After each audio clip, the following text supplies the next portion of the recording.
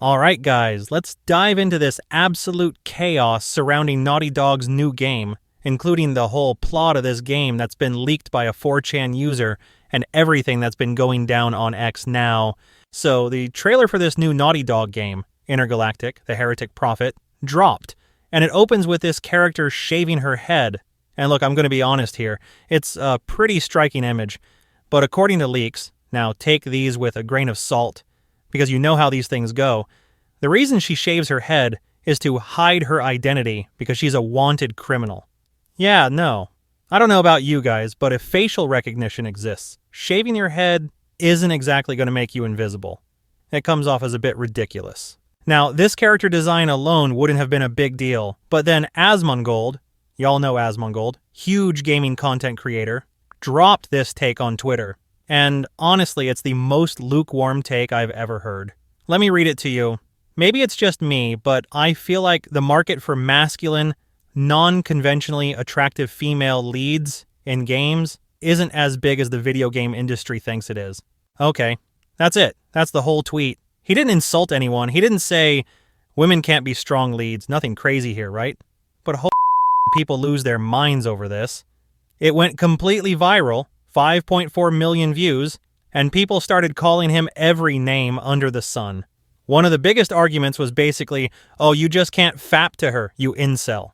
Here's an example of one response. These guys are just proving the point that they can't see women as anything other than sex objects. Never heard them complain that they don't find male protags fappable. But if it's a female protag, she has to be anime sexy. Like, seriously? I feel like this always happens. Someone makes a completely non-controversial statement, and the response is somehow about sex. And what's even crazier is this. No one is saying female characters can't look this way. But when it feels like an intentional design to provoke people to own those chuds, it comes off as forced. And speaking of design choices, let's talk about Neil Druckmann for a second. If you've been around long enough, you'll know Druckmann is the creative mind behind the Last of Us series. Now, this guy met Anita Sarkeesian, the feminist critic, at a conference in 2022, and since then, his design philosophy has shifted. According to them, that meeting directly influenced the way Naughty Dog approaches female characters, and look, it's hard to argue when you look at characters like Abby from The Last of Us Part 2. That's where a lot of this debate stems from. But here's the thing. People didn't dislike Abby because of her build. People disliked her because she was unlikable as a character. And that's another huge issue in this upcoming game. From what the leaks are saying, this new protagonist, Jordan, comes off as smug and unrelatable. And that's a killer for any character-driven game. You can have the best gameplay mechanics ever, but if the main character is unlikable, it's game over for a lot of players. Alright, let's get into these leaks real quick. Like I said earlier, take these with a grain of salt. But here's the gist of it. The protagonist, Jordan, used to be part of this gang called the Five Aces. Their leader, Lewis, disappears without a trace, and the group just kind of falls apart. Jordan becomes a bounty hunter to track down Lewis because she sees him as a father figure. From there, we find out the game takes place on Saria, a planet that's been cut off from the rest of the universe for 600 years. Now, this EMP wave thing is why no one can leave, and honestly, that does line up with the trailer where we see ships crashing into the planet. There's also this underground race of creepy humanoid aliens called the Syrians, and they're basically survival horror nightmare fuel. They've got insect legs, night vision, you name it. But here's where the big twist hits. The Syrians were originally humans who got teleported to this planet thousands of years ago. And Lewis, remember him?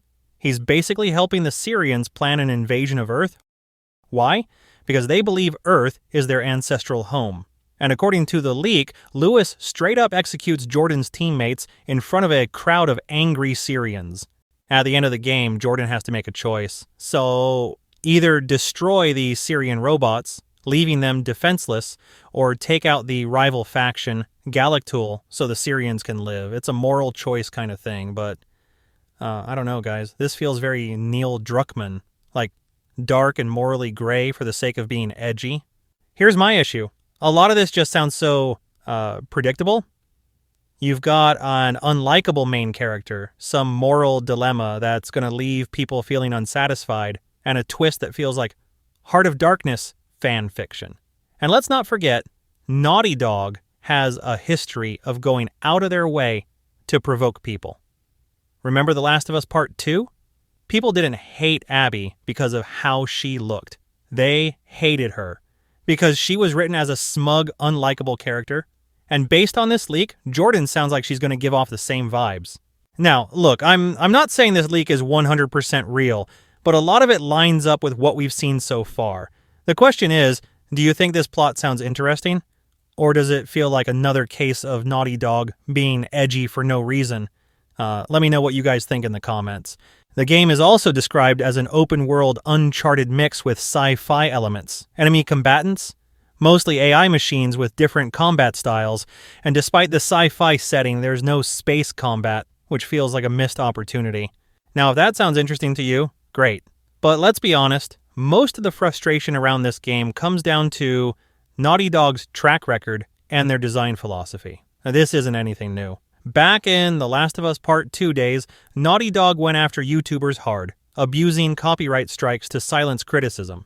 Geeks plus gamers, Ryan Kinnell, heel versus babyface, they all got hit.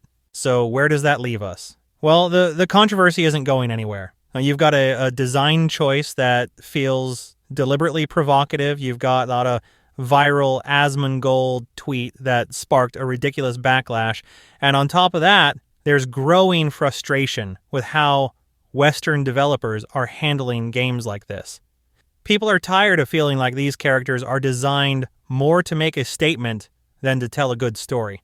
And look, maybe the game will be fantastic, but you have to ask yourself, if a trailer turns off so many people before the game is even out, is that really a smart move?